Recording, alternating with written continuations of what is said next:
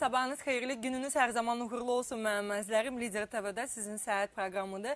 Biz canlı efirdəyik və studiyamızın qonağı Azərbaycan İmplantoloqlar Cəmiyyətinin sədri, İsveçrənin Beynəlxalq ITI təşkilatının Azərbaycan üzrə qrup rəhbəri və İmplantem klinikasının baş həkimi, elmi işçi Cabbar Həsənovdur. Sabahınız xeyir olsun. Xoş gəlmişsiniz Cabbar həkim. Sizi görməyimizə çox şadıq.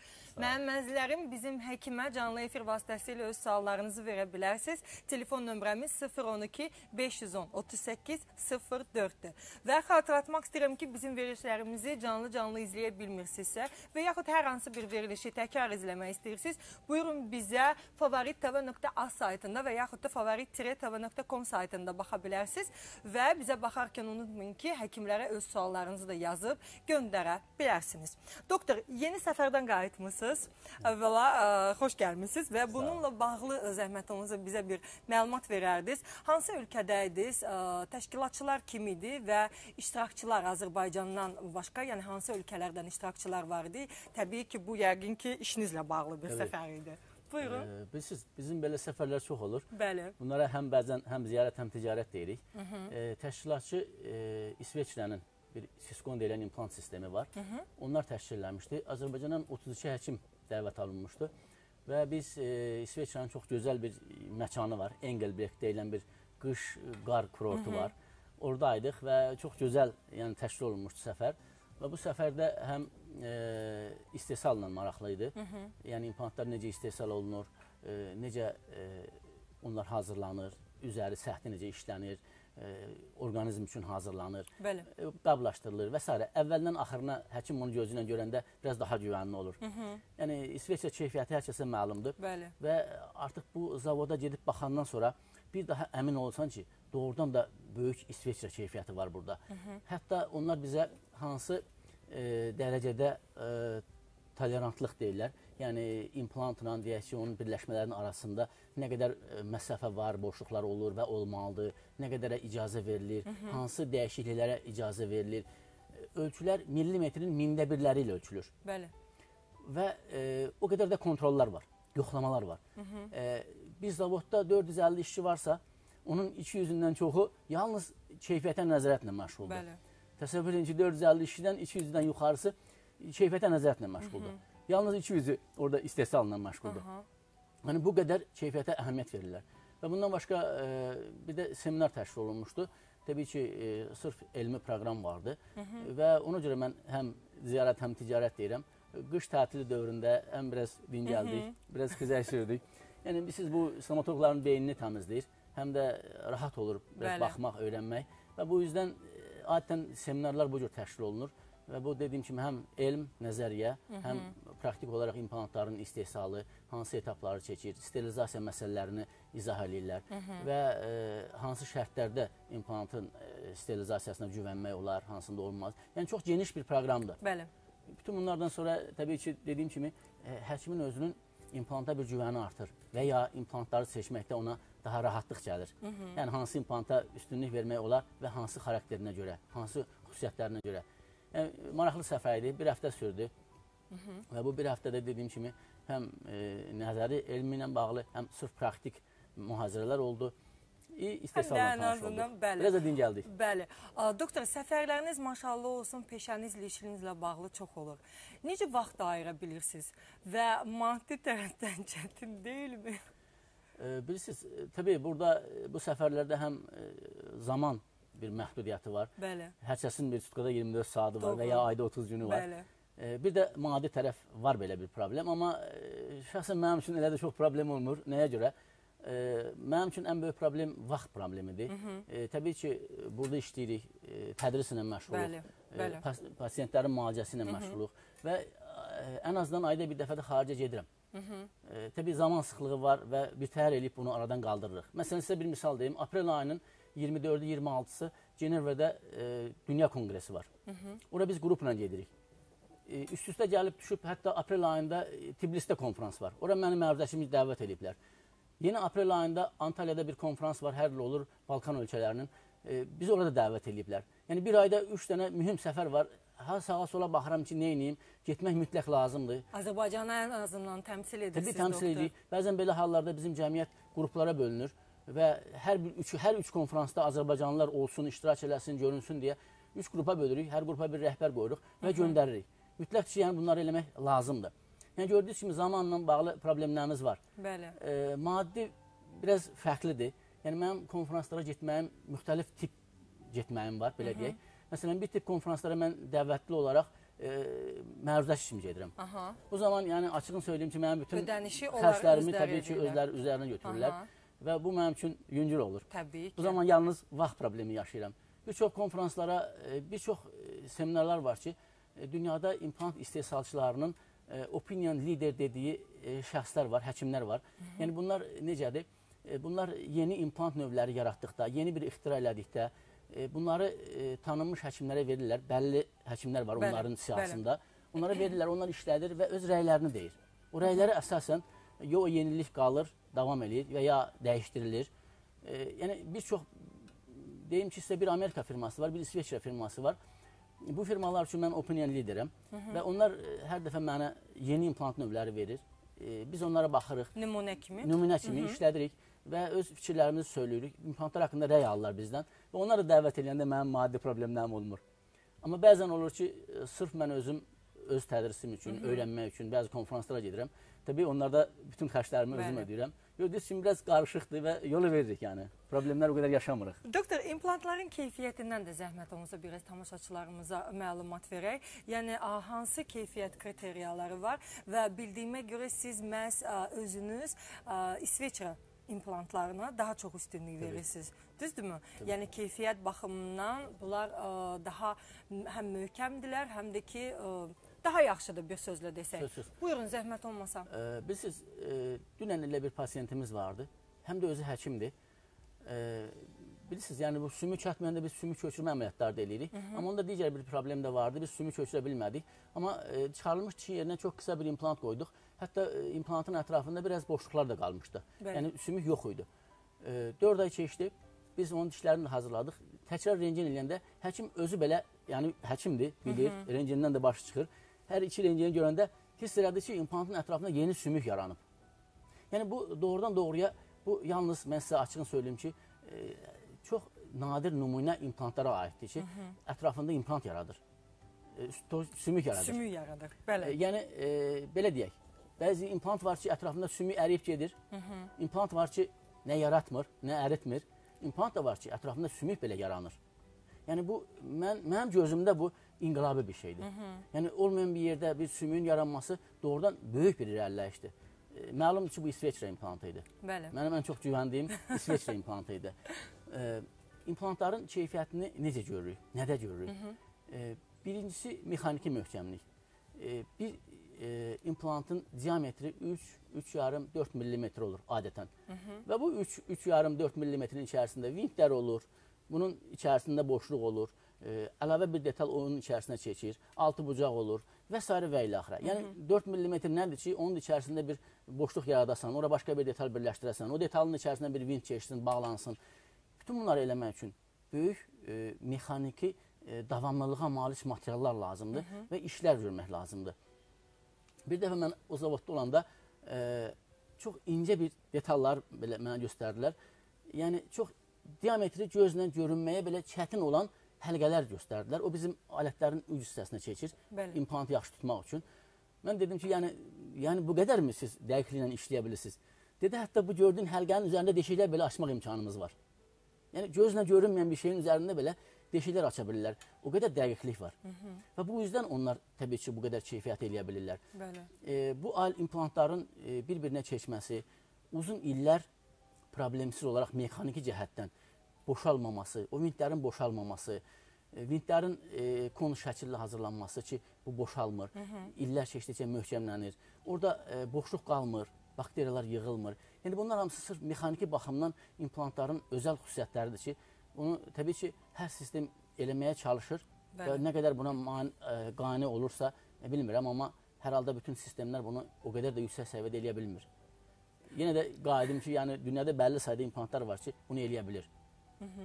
İkinci xüsusiyyət, implantın orqanizmə uyğunluğu məsələsi var. Yəni, o ətrafında sümüyü qoruyur və ya yeni sümük yaradır və ya sümüyü əridir, sümük azalır, rezorpsiya olur. biz tibb dildə desək. Yəni bu nədəndir? Bu nədən asılıdır? İmplantın bioloji cəhətdən orqanizmə uyğunlaşdırılma qabiliyyətindən asılıdır.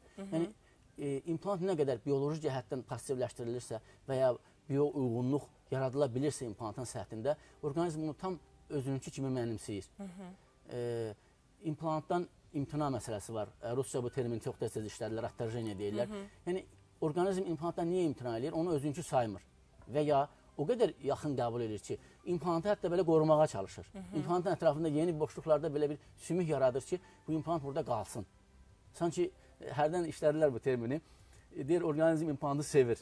Yəni adamda belə hisslər yaranır ki, doğrudan doğruya bu orqanizm bu implantı sevir. Təbii, amma imtina eləmir. Təbii ki, bizim bədənimizə hər hansı bir yad cisim daxil olursa, orqanizm həmən ondan imtina eləyir. İmtina eləyir, iltihablaşır. Tabi biz onu oradan çıxardana qədər. Amma implantlarda gördüyümüz kimi, bildiyimiz kimi belə bir problem yaşanmır. Çünki bioloji uyğundur. Və implantların keyfiyyəti bu bioloji uyğunluğun dərəcəsindən asılıdır. Bu da implantın təbii ki, səthində olur. İmplant nə qədər bioloji cəhətdən uyğunlaşdırılıbsa və buna nail olunubsa, bu təbii ki, problemsiz olaraq uzun illər, 20 il, 30 il, 40 il belə mən gördüyüm implantlar var orqanizmdə, ağızda qalan.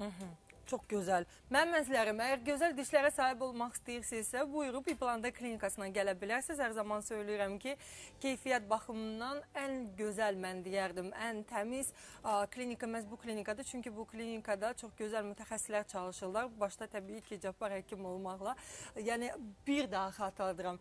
Gözəl gülüşə sahib olmaq istəyirsinizsə, məhz yeganə ünvan budur. Çünki hər zaman söyləyirəm, stomatoloqlar mənim üçün möcüzə yaradırlar. Nəyə görə? Həm gözəl dişlərə insanlar sahib olur, həm də gözəl dişlər olarkən insan istər-istəməz gülümsəməyi sevir. Gülüş də bizim ömrümüzü uzadır. Çünki nə qədər dişlərimiz bərbad vəziyyətdə olursa, bir o qədər az gülürük, çalışırıq, ağzımızı bağlayaq, heç kim görməsin, diskomfort hissi olunur. Amma gözəl dişlərə sahib olmaq istəyirsinizsə, ekranda gördüyünüz telefon nömrələrə zəng edib həkimlərin qəbuluna yazıla bilərsiniz. Doktor, mütəmadi olaraq implantlar haqqında yetərincə biz məlumat veririk, amma bir daha xatırlatmaq istəyərdim ki, zəhmət olmasa tamaşaçılarımıza xatırladaq. Bir əməliyyat zamanı neçə implant yerləşdirmək mümkündür? Bir əməliyyat zamanı adətən, yəni yəqin ki, çoxdan söhbət gedir, məhdudiyyətdən söhbət gedir. Bir əməliyyat zamanı bir çənəni maksimal implantlarını yerləşdiririk. Bəzən olub ki, eyni vaxtda tam dişsiz çənələrdə iki çənəni belə implantasiya eləmişik. Amma bu biraz yorucu ola bilir, biraz zaman çox gedir. Pasiyent yorucu ola bilir. Təbii ki, əməliyyatdan sonra müəyyən diskomfortlar olur, müəyyən şişkinliklər olur. Bu biraz çox ola bilir. O yüzdən ən yaxşısı, idealı bir çənəni, maksimal bir çənəni bir günə və ya artıq az dişlər itirilibsə, deyək ki, məsələn ki, bir neçə diş aşağı çənədə itirilib, bir neçə diş yuxarı çənədə itirilibsə, belə hallarda təbii ki, hər ikisini də eyni vaxtda eləmək olar. Yəni, bu sual ən çox verilən sualdır deyə ona görə bir daha istədim ki, tamaşaçılarımıza məlumat verir. Çünki hər zaman bizə bu sualla müraciət edirlər ki, mən misal üçün implant qoydurmaq istəyirəm, bu əməliyyata getmək istəyirəm, amma bilmirəm. Bir əməliyyat zamanı neçə diş əkdirmək də demək olar da bu prosesə, düzdürmü? Doktor, insanın misal üçün boyu, çəkisi, implanta nəsə təsir edirmi? İmplantla əlaqəsi varmı bunun, yoxsa yox? Təbii, yəqin ki, bu sual bu yük daşıma baxımından, naqruska baxımından, belə deyək, ağırlıq baxımından, yəni implantlar nə qədər işləyəcək, nə qədər çalışacaq, mən elə başa düşürəm. Və təbii, burada implant sayının da təsiri var. İnsan boyunun və ya çəkisinin təsiri var. Yəni, mən hər dəfə deyirəm ki, yəni insanın çəkisi çoxdursa, deməli, o çox yeyir və o yeyən də hamısı dişlərdən keçir. Doğru deyilmi? Doğrudur. Və o çeynəmə təzyiqini, o çeynəmə ağırlığını bu dişlər daşıyır. Yəni, bizim implantlar daşıyır. Bəli. O yüzdən, təbii, mən məsəl üçün implantları planlaşdıranda incə, zərif, sizin kimi bir xanıma çəkisi çox, boyu hündür bir kişi ilə çox böyük fərq qoyuram. Yəni, məsəl üçün, burada 6 implantasiya eləyəcəksə, digər o dediyim o güclü, qüvvətli, pəhləvan kimi bir insanda burada bəlkə 10 implantda az ola bilir. Bir əməliyyat. Təbii. Və burada çənənin ölçüsü də fərqli olur. İnsan bədəninin ölçülərindən asılı olaraq böyük insanın böyük də çənəsi olur və arada məsafələr də böyüyür və burada istər-istəmə çeynəmə təzyiqi də böyükdür. Və belə hallarda implant sayını artırırıq, implantların uzunluğunu təbii ki, çənə sümüyü imkan verirsə, artırırıq. Diametri böyük implantlardan istifadə edirik. Və gördüyünüz kimi, təbii insanların hər zaman fərdidir. Seçim fərdidir. Yəni, dediyim kimi, incə zərif bir xanımla boylu, buxunlu bir kişinin implantlarının sayında təbii ki, fərq olacaq. Və bunların qidalanmasına da fərq çoxdur. Təkcə bu deyil. Məsələn, implantasiyada mən qadınlara daha çox güvənirəm, nəinki kişilərə. Doğrudan, niyə? Təbii. Mən bir dəfə bir araşdırma apardım. Çox maraqlı bir şey vardı. İmmediat implantlar dediyimiz bir implant var, implantasiya var. Yəni bu nədir? Ya diş çıxardılıb birbaşa implant qoyulur və bəzən də birbaşa yerləşdirilmiş implantın üzərinə biz dişlər düzəldirik. Yəni insanlar təbii olaraq dişsiz qala bilməməsi səbəbindən. Yüzlərlə xəstəni müayinə elədik. 15 illik bir dövrümüzü araşdırdıq. Buna retrograd araşdırma deyirlər. Yəni geriyə dönüb gördüyün işləri araşdırma. Çox maraqlı faktlar çıxdı. Bu qədər 15 illik fəaliyyətimizdə bir qadında belə ağırlaşma olmamışdı. Bir qadında belə olmamışdı. 3 kişidə olmuşdu. Sizcə bu nə ilə bağlıdır? Qadınlar çox diqqətçildir. Dişlərini çox sevirlər, qoruyurlar. Özlərinə çox fikir verdikləri kimi, gözəlliklərinə çox önəm verdikləri kimi dişlərini də o qədər çox istəyirlər. Bəli. Həkimin tapşırıqlarına məncə çox diqqətçildirlər. Bəli. Bizim xanımların daha gözəl bir xüsusiyyəti var. Siqaretdən çox az halda istifadə edirlər. Doğrudur. Siqaret çox zərərli şeydir və kişilərlə müqayisədə qadınlar daha az siqaret istifadə edildikləri üçün bu da bir amildir. Və dediyim kimi onlar özlərinə, sağlamlıqlarına, gözəlliklərinə çox diqqətçidirlər. O yüzden bu amil orada məncə, bu mənim gəldiyim nəticələr idi ki, deməli bu məsələdə qadınlara daha çox etibar eləmək olar. Nəinki kişilərə. Kişilər daha çox sərt yeməyi sevirlər, yeyirlər. Bəzən həkimin də məsləhətinə az qulaq asırlar, siqaret daha çox çəkirlər. Bu yüzden fərqlər yarandı. Yəni, dediyim kimi, təkcə boy-buxun da deyil, bu diqqət də, həkimin məsləhətinə əməl eləmək də və özünə diqqət də burada çox rol oynayır. Bu yüzden yəni biz həmişə pasiyentləri fərdi olaraq seçirik. Mən həmişə bir çox əməliyyatlarda misal üçün biz arıq olmağın, kök olmağın xüsusiyyətlərini də nəzərə alırıq. Nəzərə alırsınız. Təbii bunlar individual şeylərdir. Yəni illər keçdikcə həkimin təcrübəsində belə şeylər gəlir, qazanılır yəni. Bəzən nəzəriyyədə oxuysan bunu, kitabda oxuysan, bəzən adam o qədər əhəmiyyət verməyə bilir, ya hamısı yadda qalmır, amma illərin təcrübəsi adama çox şey diktə edir və aydın olur ki, artıq adamın üzünə belə baxanda düşünürsən ki, bunun əməliyyatı necə olacaq, nə qədər uğurludur. Hətta bunu da görə bilirsiniz. Təbii, artıq yəni, təcrübə gəldikcə insana bunlar artıq yerini tapır, belə deyək. Doktor, idmançılar necə? İdmançılar əgər implant yerləşdirirlərsə, misal üçün çənələrində hər hansı bir problem sonradan bu implant yarada bilərmi həmin idmançıya? Yəqin boksörlər düşünürsünüz. Bəli, ən çox. Misal üçün doğrudan da mən fikirləşirdim ki, bu insan boksinglə məşğuldursa, boksla məşğuldursa, bu təbii ki, zədə alanda üzündən də alır, çənəsindən də alır. Bir çox da baxanda o dilləri zamedlini kadrına verirlər, məhz onun çənəsinin çıxmağı. Mən fikirləşirəm, yazıq əgər bunda implantdırsa dişlər, bunu çənəsindən vuranda, bu zədə məhz çənəsindən alanda, bu problem yəqin ki, yaradır. Valla o baxır zərbiyə. Yəni bir halda bir yerdə çənə qırılırsa, bilirsiniz, hərdən bu sual tez-tez doğur bizdə də, idmançılar gəlir. Xüsusilə də o zərbədən dişlərini itirmiş idmançılar olur belə. Güləşdə, boksda, o karate növlərində belə hallar olur. Onlar zərbədən dişlərini itirirlər. Və gəlirlər deyirlər ki, biz implant edirik, amma bir də zərbə olanda dözəcəkmi? Mən hər dəfə deyirəm ki, siz çənənizi qoruyun. Bizim implant dözəcək. Yəni doğrudan doğruya implant metaldır da. Bu elə-belə qırılan şey deyil, ya əyilən şey deyil. Amma təbii ki, orada çənədə hər hansı problem yaranacaqsa, çənə qırılacaqsa, çıxacaqsa, ya nəsə bir şey olacaqsa, implanta da bir şeylər ola bilir. Və ya bəzən implantlar olmur, üstünün dişləri qırılır. Ya antagonist dişlərlə onu tez-tez görürük. Zərbə zamanı dəyir bir-birinə qırılır.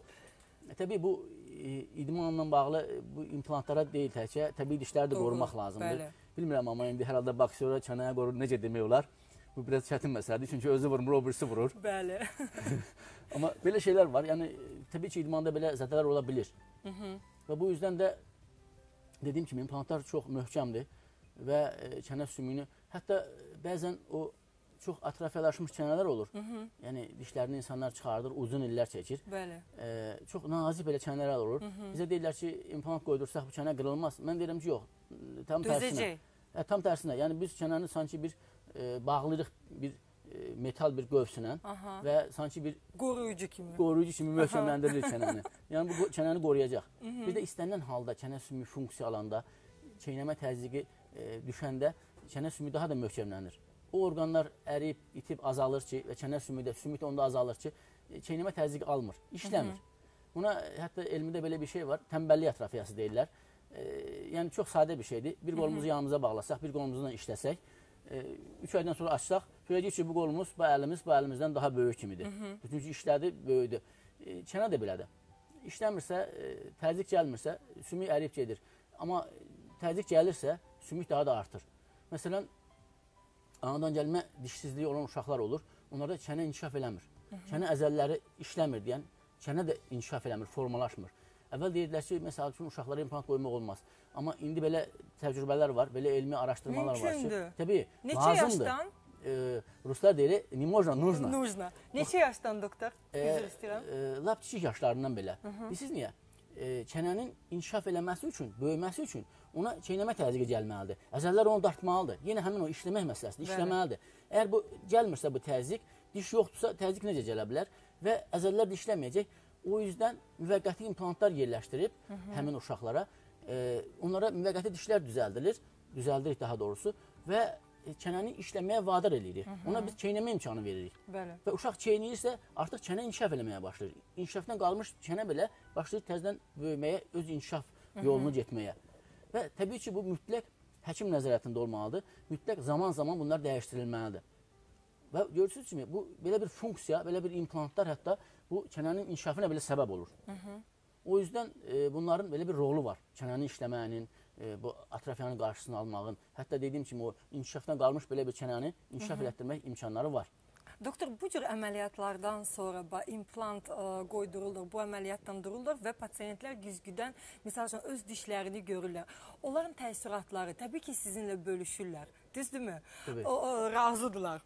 Mən inanıram ki, bütün pasiyentlər son nəticəni görəndə çox razıdırlar və çox xoşbəxt yəqin ki, özünü hiss edirlər. Sizinlə bölüşərkən ilk öncə nə deyirlər sizə? Bilirsiniz, belə bir film var, yəqin siz də görmüşsünüz, Issız Adam, Türkiyə filmidir. Orada oğlan aşpaz olur, yeməkləri pişirir, verir stola. Gedib bir kənardan izləyir prosesi. İlk ağzına yeməyi apararkən insan necə mimika alır, onu izləyir. Eyni şey mən də eləyirəm o filmdən sonra. Dişi verirəm pasiyentə, onu böyük cüzün qabağına buraxıram, izləyirəm. Qıraqdan izləyirsiniz. Mən həm pasiyenti görürəm, həm də cüzüdə pasiyenti görürəm. Doğrudan da mimika daha vacibdir, düzdürmü? Onun ilk mimikası, onun ilk hissləri mənim üçün çox təbii ki, maraqlıdır. Təbii, bizdə belə bir şey var, deyirlər pasiyent məmnuniyyəti. Yəni, dünyada onu heç nəylə dəyişənməsin. Həkimlik təcrübəsində, xüsusilə stomatologiyada pasiyent məmnuniyyətini heç nəylə dəyişmək mümkün deyil. İlk kriteriyamızdır, pasiyent məmnun qalmalıdır. Sizə arzu edirəm ki, hər zaman sizin pasiyentləriniz məmnun qalsınlar və siz də onları görüb özünüzü rahat və xoşbəxt hiss edəsiniz, doktor. İşlərinizdə uğurlar sizə arzu edirəm. Təşəkkür edirəm ki, bugün studiyamızın qonağıydınız. Faydalı məsləhətləriniz üçün minnətdarım. Çünki inanıram ki, nəinki adi tamaşaçılar, hətta belə gənc stomatologlar da bizə oturub, əyləşib, izləyirlər və sizi dinləyirlər. Çünki çox maraqlı və faydalı məsləhətlərlə hər zaman olduğu kimi bizimlə bölüşürsünüz. Təşəkkür edirəm, doktor. Çox sağ olun. Mənim əzizlərim, studiyamızın qonağı Azərbaycan İmplantoloqları Cəmiyyətinin sədri, İsveçrənin Beynəlxalq ITI təşkilatının demək Azərbaycan üzrə qrup rəhbəri, İmplantın klinikanın rəhbəri, elmi işçi Cabbar Həsənov idi. Mənim əzizlərim, mən Lalə sizinlə sabaha qədər sağollaşıram. Sabah 11:30-da bizə baxmağa unutmayın və demək istəyirəm ki, aziz xanımlar, sizi belə bir gözəllik salonuna dəvət edirəm. Mənim seçimimiz bu salondur. 28 Mollu üzbəyüzdə yerləşir. Ustam Şəbnəmə minnətdarım və onların telefon nömrəsi 012 440 95 16-dır. Mənim əzizlərim, bizim verilişlərimizi canlı izləyə bilməmişsinizsə və yaxud hər hansı bir verilişimizi təkrarən izləmək istəyirsiniz, buyurun bizə favorittv.az saytında və favorit-tv.com saytında baxa bilərsiniz.